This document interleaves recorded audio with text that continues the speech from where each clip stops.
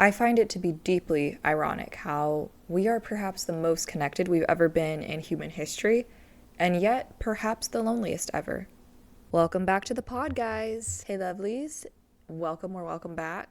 I've been thinking about the topic of loneliness quite a bit. I think I have seen myself and a lot of my friends, especially I think as we navigate the mid to upper 20s era of our lives. I've been seeing all of us going through this time of just feeling out of place in every single place, despite us having so many connections to people. Let me elaborate. We're all in very pointedly different stages of life. This is not a bad thing. Everyone's on their own journey. And we have social media, and we have the communities we're a part of. And somehow, you can still stand in a room full of people and feel completely alone. Or you can feel completely connected by this device and still feel like you don't have anybody to talk to. Deeply ironic, right? I just want you to know that you're not crazy for feeling lonely. It's something we all go through. Now, I don't recommend staying there, and I definitely don't recommend isolation, but you're not crazy for feeling that way. There is something so painfully poetic about us living in the century that we live in. We have this to help us stay connected, and yet somehow that pushes us into further isolation. I think we get this weird facade of, okay, me and my 500 Facebook friends, and then for you younger kids that are watching this, me and my Snapchat friends, my mutuals on TikTok, and now I have those too. I'm not that old, I promise. But you get in this illusion of like, oh, well, I can just Snapchat someone, or oh, I can just text someone, or whatever. I can just send them this reel so we can have a conversation. And you might not actually physically see somebody for a really long time, or anybody for that matter, if you so choose to do so, and yet somehow still be in deep conversations with people. But the thing is, I don't think the human brain registers those interactions the same way as we do with face-to-face interactions. There is that element there that is missing for so many of us. And I think it only got further amplified after COVID. I think that we learned how to do life remotely and learned how to do life in isolation and alone, and how to make better use of the connections that the internet and social media and all of those forms have afforded us in the modern age. But I think a lot of us didn't really come back out of it. I mean, I think we see this a lot with, like, say, dating, for example. Dating apps are kind of the only way that anybody bags anybody anymore. Now, I know that's not entirely true. I know several of my friends who have found people out in the wild, and good for them. I would love to find somebody in the wild. That would be actually amazing. But dating apps seem to be the only way that anybody goes on dates anymore or pursues anybody romantically. And the thing is, I don't think dating apps are inherently evil. I do have my feelings about how it does disconnect us, though, from the actual humanity of the people we are interacting with. Your brain never registers, like typing, for example, the same way that you would register in your brain the act of handwriting something or verbalizing something to somebody. And so then you take that to online interactions, say like in dating or on social media, like comment sections, for example. That's why people will act out as bad as they do online, I believe, because the brain isn't seeing it as a real interaction happening. The screen is an illusion, ultimately. And until we realize that, I don't think we're going to be able to fully recognize and then break down the curse of isolation that we seem to have surrounded ourselves with. You still need interactions with real people, no matter what you tell yourself, and no matter how much you might feel like you are socially awkward or you have grown to enjoy your isolation, your quiet, your alone time. You still need other people, and that's okay. And if you're stuck in a place where you don't feel like you have enough people, my heart goes out to you. It can be really, really difficult to be in a transitional season of life, especially if you feel like you just lost access to all your friend groups, or, a lot of the communities you're a part of have changed. Those are real things. And I think it's important to acknowledge that and sit with that sadness and understand the emotional weight that carries. And I think it's important to get back out there again, whatever that means, whether if that means starting to go to a gym class, like of some sort. Like I did strength training for a hot minute, and that really helped to break down some isolation that I was experiencing. Or if you're a person of faith, try a new group, like a new small group centered on that topic. That can help as well. And, if, you're comfortable with it, try finding like a community center or like a local hobby group or something like that that actually meets in person to be able to find people with similar interests and things like that, because it's not something that's just going to solve itself. Loneliness doesn't just solve itself. It takes intention, just like any good thing. It takes intention to cure it. And to pull yourself out of that place of just sitting by yourself and intentionally making human connection is going to take time. It takes time, takes intention, and you have to want it enough. I think there's this place of like, we get really comfortable with our loneliness, and I will say I am somebody who can attest to this. I think it's really easy to get locked in with your routines that you create when you are in isolation or you have less people to turn to for those connections. It's easy to just be like, well, this is just how it is.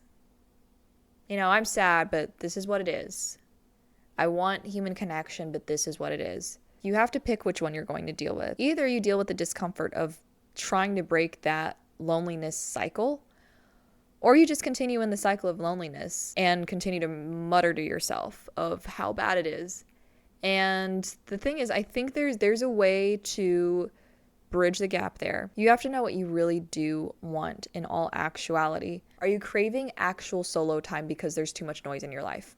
That's a valid point to be made. Or are you, out here hoping that like maybe somebody else will reach out, but you don't want to do the reaching out? That actually leads me to an important thought there, which is that everyone wants a village, but no one wants to be a villager. And I feel like that is a huge contributor to why we have this loneliness epidemic, like the legitimate loneliness epidemic that is plaguing society. Nobody has solid friendships anymore.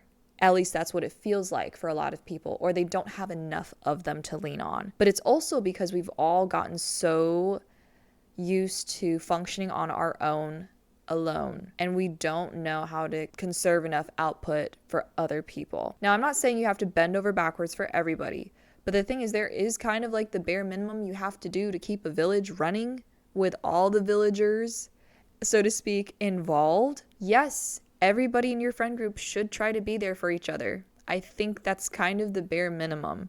If someone says something in the group chat, say something back. Like, that's a great starting point. Don't leave everybody to be like, okay, well, who's going to respond first? Who's going to do it? If you guys are in person in a group setting, don't leave each other out. Make sure everybody has someone to talk to. Like, I feel like this is a very basic thing, but I am seeing so much in my age group and younger that like we don't know how to do these things anymore. We actually straight up don't. But somehow we sit here and we're like comfortable with the idea that we have no friends.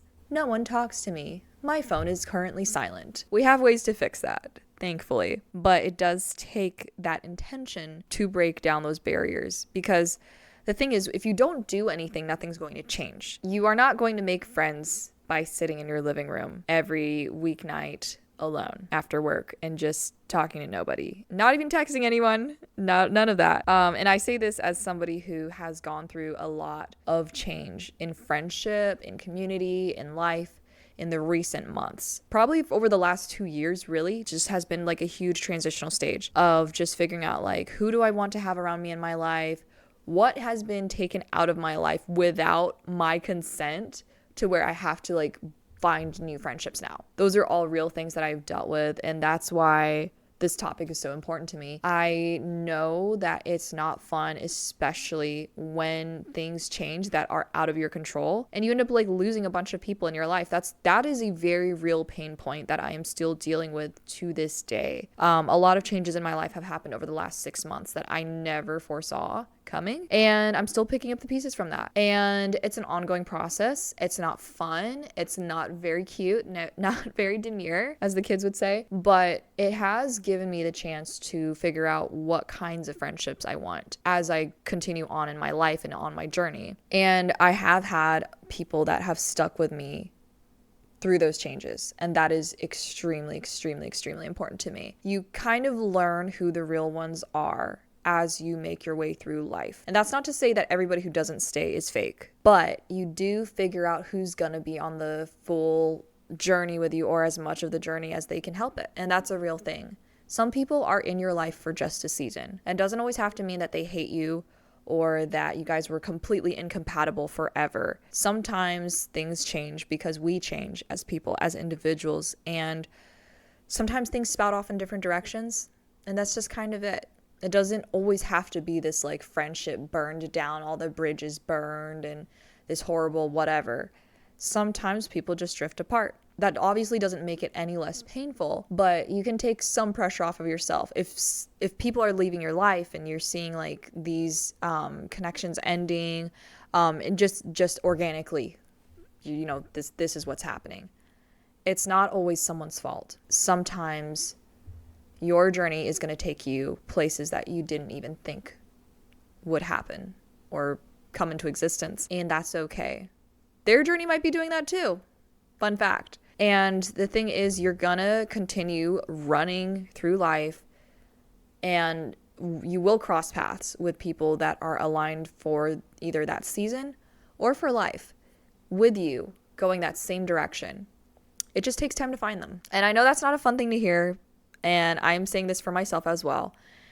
But as you continue walking through life, some people are going to walk next to you for a time. Some people are going to walk next to you for like a little bit, and others are going to be there for the whole leg of the journey. And there's no way to control that. Sometimes you can be the very best person, best friend, extremely like selfless and do all the things that a villager is supposed to do to have that village around them. And something will still happen. Something will still happen, and life will take you different directions. And that's okay. You can wish them well on your journey, on their journey, and go on yours. And it doesn't have to mean anything hateful had to happen for you guys to split off. And you might see them off in the distance. You know, I'm getting all poetic and weird here, but you might see them off in the distance, and, you know, you might see that they've caught up to people to cross paths with sooner than maybe you have. Look at your own path. You might miss what's right in front of you. And yes, it might be a little quiet right now, but I promise you it's going to get better. And I promise that you have what it takes inside of you to continue forging your own path and find your people, whatever that ends up looking like. You're not crazy for feeling the way that you do right now, and it's not going to last forever. This is not as far as it gets if you keep taking your life further. I believe in you, and I know you've got this. Life is ultimately just one big journey happening every single day. You decide where it gets to go, though, for a lot of things. And then there's a lot of things that are out of your control. Make sure that you're only grabbing for control of the things that you actually can have your hands on. The rest of it will play out on its own. You can only take action on the things that are in your hands actively. So make good use of that and learn who you are. Learn to be your own best friend. Learn to speak to yourself the way that you want others to speak to you. And that, I think, my friend, will become the filter in which you'll be able to find and evaluate the true friendships that will stay with you throughout your life and the true connections that matter most. You got this.